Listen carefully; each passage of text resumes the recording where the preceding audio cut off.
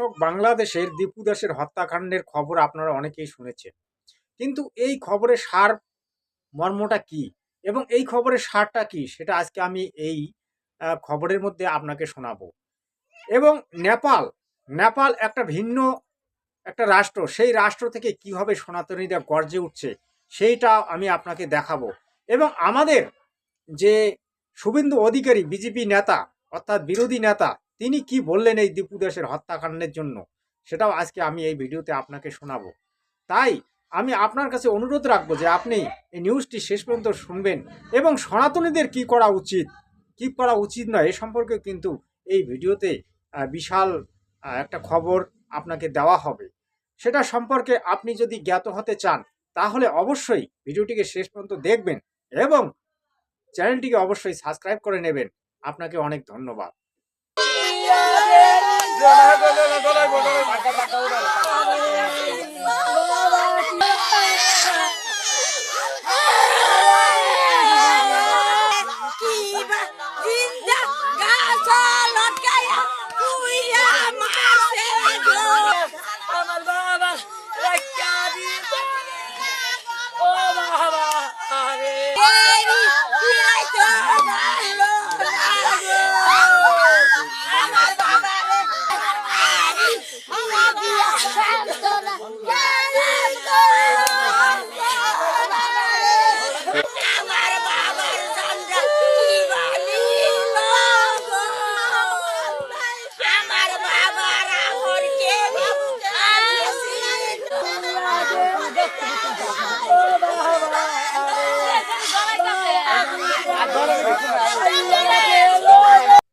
দর্শক, আজকে দেখুন যারা ইসলাম ধর্মের প্রচারক, যারা ইসলাম ধর্মের ধর্মগুরু, তারা আসলে ইসলামের নামে আজকে হিংসা ছড়াচ্ছে, প্রতিহিংসা ছড়াচ্ছে এবং তারা প্রত্যেক মুহূর্তে অন্য জাতি অন্য ধর্মের বিরুদ্ধে কথা বলে।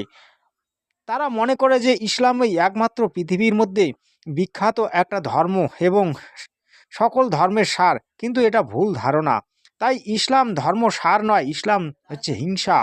এদের কোরআনটা কিন্তু হিংসায় ছড়ানো, এদের হাদিসটা কিন্তু হিংসায় ছড়ানো, যার কারণে আজকে বাংলাদেশে এই অবস্থা হচ্ছে।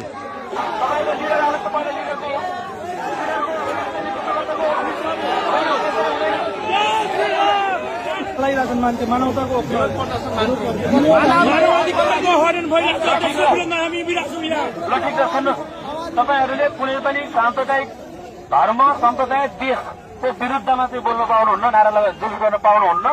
कुनै पनि किसिमको चाहिँ कुनै पनि धर्मको या देशको कुनैको झण्डाको चाहिँ प्रयोग चाहिँ अवांछित तरिकाले प्रयोग गर्न पाउनुहुन्न। शान्तिपूर्ण रूपमा तपाईँहरूले विरोध कार्यक्रम गर्नुहुन्छ भने प्रहरीले सहयोग गर्छ तपाईँहरूलाई। तर त्योभन्दा बाहिर गएर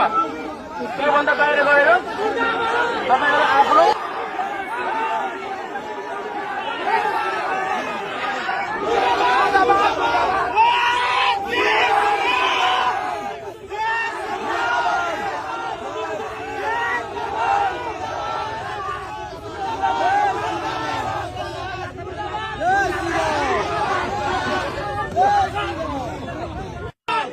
मुसलमान हिन्दूमाथि आक्रमण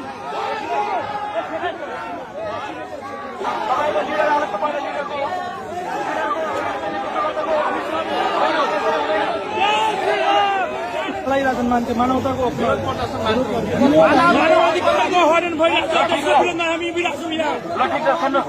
तपाईँहरूले कुनै पनि साम्प्रदायिक धर्म सम्प्रदाय देशको विरुद्धमा चाहिँ बोल्न पाउनुहुन्न, नारा जुलुस गर्न पाउनुहुन्न।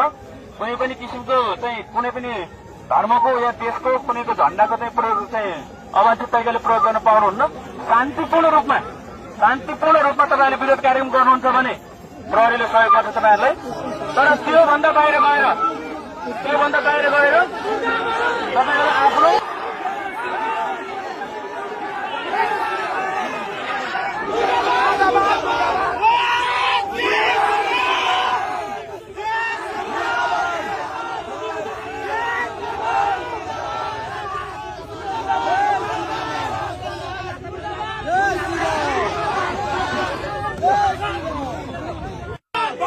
मुसलमान हिन्दूमाथि आक्रमण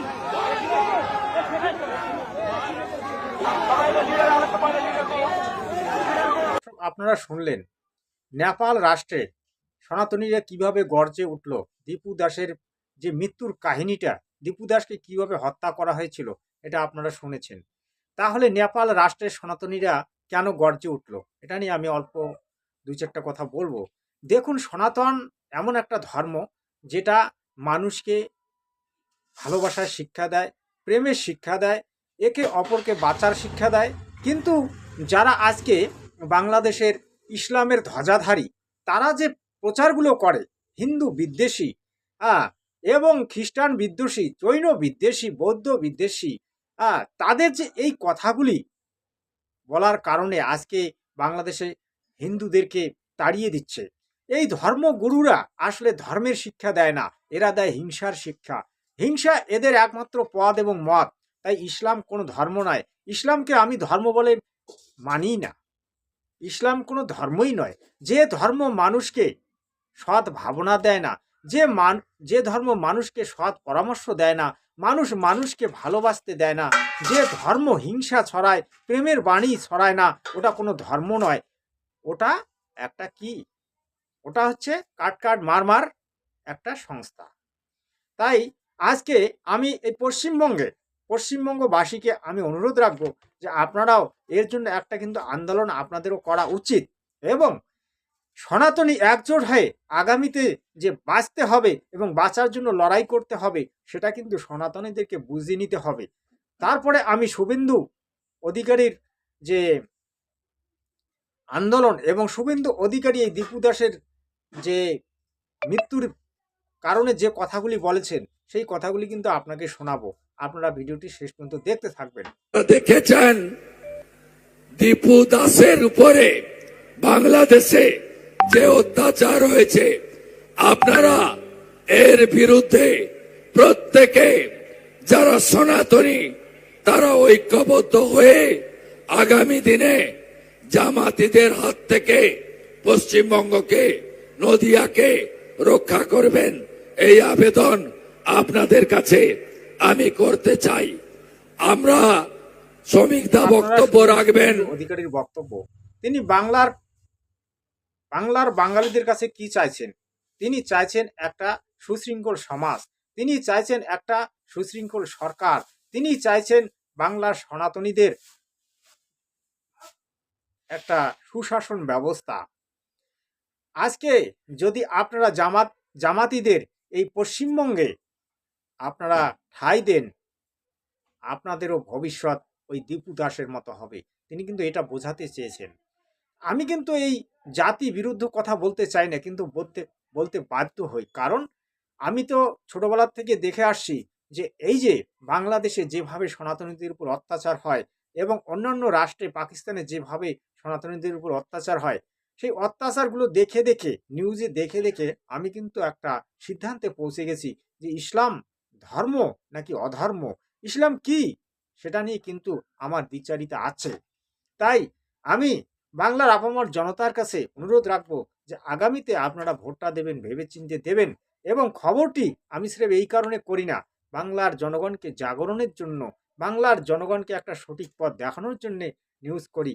অবশ্যই আপনাদের যদি এই ধরনের নিউজ পছন্দ হয়, আপনারা অবশ্যই বাংলা ফার্স্ট নিউজ চ্যানেলটিকে সাবস্ক্রাইব করে রাখবেন, আর সর্বদা নজর রাখবেন বাংলা ফার্স্ট নিউজ চ্যানেলে, আপনারা সঠিকটা জানতে পারবেন। আমি খগেন্দ্রনাথ, জয় হিন্দ, বন্দে মাতরম।